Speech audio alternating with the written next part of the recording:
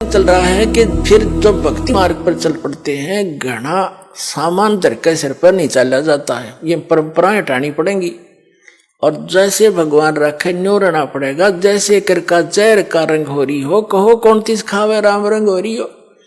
अब रंग का बंका झोपड़ी में रहते थे, वृद्ध हो गए थे और क्या करते थे, जंगल से लकड़ी तोड़कर लाते थे, उसको बेचकर अपना खाने जोगा रखकर बाकी गुरुदेव के चरणों में भंडारे में लगा देते थे। एक दिन नामदेव जी गुरुदेव यानी कबीर परमात्मा गुरु रूप में आए हुए थे। उनसे कहने लगे, गुरुदेव आपके दो तीन भगत हैं, कितने निर्धन हैं, इनको कुछ धन दे दो, इनका टाइम भी पास हो जा, भक्ति भी गणी कर ले। अब परमात्मा ने सोचा कि नामदेव तो बालक है, कति श्रद्धा बतेरी है, पर इसमें विवेक बना नहीं। अरे भक्ति करें और ये कौन से बर्तन बनाओ हैं। वहां से लकड़ी तोड़ी, वहां तक लकड़ी तोड़ने जाते हैं तो मंत्र करते जाते हैं, लकड़ी तोड़ के सिर पर धरी मंत्र करते आते हैं। भक्ति मत बाधा है नहीं। और लेकिन नामदेव जी की उस समय समाज की सोच घड़ी थी, उस बच्चे को भी सेट करना था अपने को। तो परमात्मा ने कहा, भाई ठीक है, चल धन दे देता हूं, पर मैंने कोशिश बहुत करी है भाई, ये रखते नहीं धन ने, मैं देता हूं, ये सारा दान कर देते। नो बोला जी ना दान दो, पैसे दो, बोला ये लेते नहीं, अन्ना मांगते कभी मेरे तय। पर रामदेव ने कहा, जी आप तो बिन मांगे भी दे देते हो। अक भाई दे तो दूंगा, पर ये लेते नहीं मेरे से। अब नामदेव जी के यहाँ गला उतरा नहीं, भाई इतने दुखी हो रहे, क्यों ना लेंगे, पैसा तो ले ही लेंगे ये। कबीर साहब बोले, परमात्मा बोले गुरुदेव रूप में कि अच्छा भाई आज इनको वो पैसे देते हैं। गहने ले लिए, गहने आभूषण सोने के चांदी के अच्छे 2-3 किलो एक थैले में लेके नामदेव और गुरुदेव दोनों उस रास्ते में खड़े हो गए, झाड़ के आड़ में ओट में, जिससे वो दोनों रंका और बंका लकड़ी तोड़कर लाते थे। अब रंका तो आगे चल रहा था, बंका थोड़ी पीछे रह गई थी। थोड़ी फैसला था अपने सफर में थोड़ा बहुत, यानी 100-200 फुट का। तो उससे परमात्मा ने क्या किया कि जिस रास्ते से वो आ रही थी वहां पर वो आभूषण डाल दिए और उस झाड़ के पीछे जाकर दोनों छुप गए। अब आगे आ रहा था रंका, उसने देखा गहने पड़े हैं, और औरत जो है गहनों को देखकर लालच में आ जाती है, कहीं बंका अपने कर्म ना बिगाड़ ले। उसने पैर के साथ उस पर मिट्टी डालनी शुरू कर दी। सिर पर लकड़ी थी, पैर से रेता डालना शुरू कर दिया। अब बंका ने देखा मेरे पति रुक कैसे गए, कोई पैर में क्या हो गया इनको। उन्हें ध्यान से देखा, ये तो आभूषणों पर मिट्टी डाल रहा है। वह भी समझ गई इस बात ने। वो कहने लगे कि चलो चलो आगे, क्यों मिट्टी पर मिट्टी डाल रहे हो, आगे चलो। अब दोनों छोड़कर आगे चले गए अपना। तो परमात्मा बोले, नामदेव देख लिया तने, ना लेते मैं क्या करूं भाई। अपने आत्माओं एक दिन क्या हुआ, सत्संग चल रहा था, गुरुदेव सत्संग फरमा रहे थे और रंका और बंका दोनों पति पत्नी सत्संग में विद्यमान थे। चर्चा चल रही थी। अकेली लड़की घर पे थी, झोंपड़ी में बाहर बैठी थी चारपाई पे वृक्ष के नीचे। झोंपड़ी में आग लग गई, सारे कपड़े वपड़े वो सारे जल जला गए। लड़की भागी आई, अब पिताजी माताजी क्या हो गया, आग लगी झोंपड़ी में, सारा कुछ स्वाह हो गया। बेटा और के बच गया, एक चारपाई बच गई, बाहर रखी थी, मैं बैठी थी। न बोले उस चारपाई ने भी उसमें डाला बेटा, है वह भी जल जा, खत्म हो। भक्ति में बाधा तो ना बनेगी, आग लगी तो बाधा हुआ, उसकी और चिंता होगी। अच्छा बैठ जा, बैठांगे भक्ति सुनाएंगे अपने ठाठ से। तो कहने का भाव पुण्यात्माओं, जब इतनी दृढ़ता आवेगी तो भगवान दूर नहीं है। बहुत से परमाणु मालिक ने स्वयं बना दिखाए हैं। अब क्या बताते हैं, जो प्रसंग इस आज के सत्संग में बहुत से प्रश्न हल होंगे आपके, जैसे एक तो ये है कि हम किसी संत की पूर्व की करामातों से प्रभावित होते हैं, उनकी यादगारें बना रही वहां पूजने जाते हैं।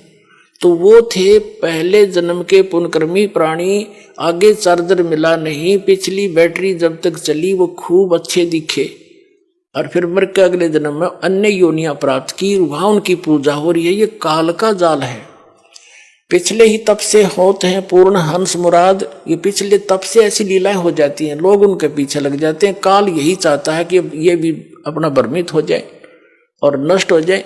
जो उन संतों से लीलाएं हुई और तुम 3-4 पीढ़ी से उनकी पूजा कर रहे हो, तुम्हारे से कोई हुई? क्यों नहीं हुई? तुम्हारे पास वो बैटरी चार्ज है, उनके पास बैटरी चार्ज थी, और चार्जर उसके पास उनके पास भी नहीं था, आगे उनके पास चौड़ चपट कुछ नहीं।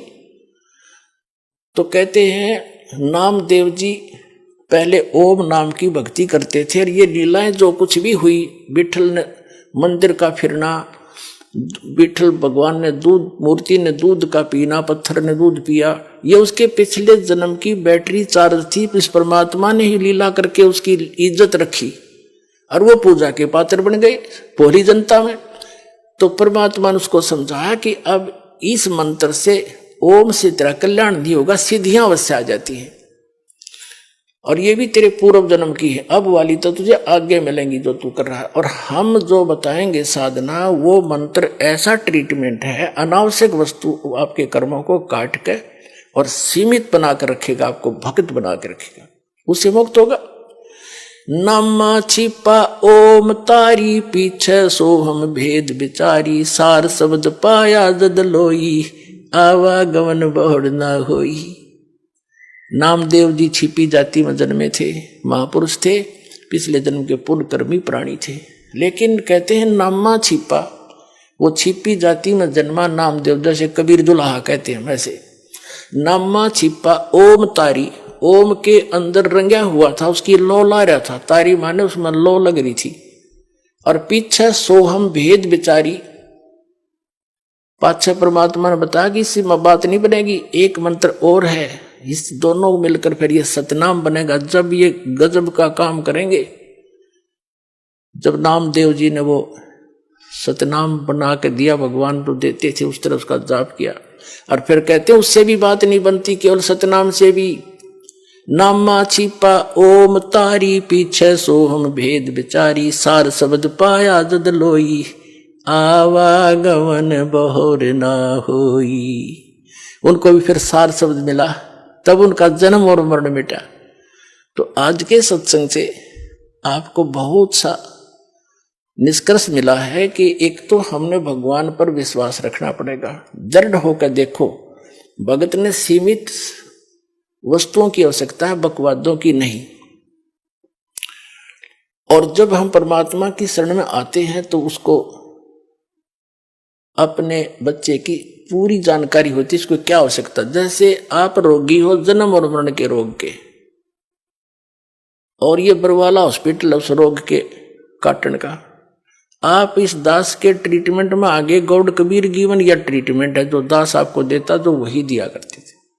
तो डॉक्टर के पास ऑपरेशन में जब होता है, ऑपरेशन थिएटर में या ट्रीटमेंट में, डॉक्टर ही बताता है ऐसे करना, ऐसे ना करना।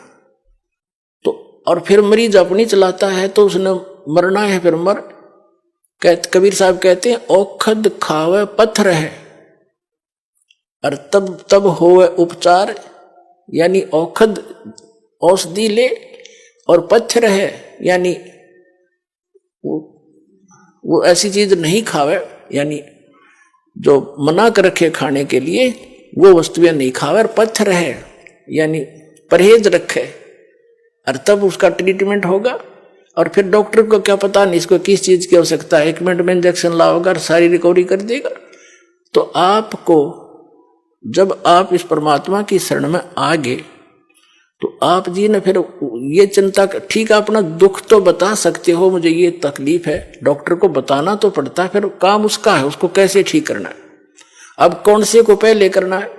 जैसे कोई एक्सीडेंट हो गया बालक, और उसका टांग टूट गई, और एक जगह से ब्लड घना पर गिर रहा है, अब ब्लड निकलने का दर्द तो है नहीं, और टांग की टूटे हुए का घना दर्द चल रहा है, मर गया, हाय मर गया। लेकिन वो डॉक्टर उसके उस मर गया पर ध्यान नहीं देगा। वो उसने देखेगा ये खून कहाँ से रिस रहा, पहले उसका ऑपरेशन करेगा, इतना रोलन दे थोड़ी देर। जब उस मर गया की तरफ ध्यान देगा तो उसकी जान सचमुच मर जाएगा। इतना पीड़ा है। तो पुण्यात्माओं, आप यहाँ आए हो, आपको कोई भी भयंकर कष्ट दिखाई दे रहा है और वो अभी तक मालिक ने नहीं निवारण किया है, तो ये सोचना कि आपका कोई और भयंकर कष्ट है जो आपका जान लेने वाला है, उसको टालने के लिए आपका प्रयत्न किया जा रहा है। उसने 2 दिन पीछे कर देंगे। तो आप विश्वास करना इस मालिक पर, अपनी ना चलाना। मैं इतनी बार आ लिया, मैंने इतनी जोत चढ़ा ली, मैंने पाठ भी करवा लिया, लगा रहे, पेट में दर्द हो जा, एक गोली से ना हो तो डॉक्टर ने कहा एक और खा ले भाई, उससे भी ना हो तो कहा एक और खा, इसने इसी से होगा।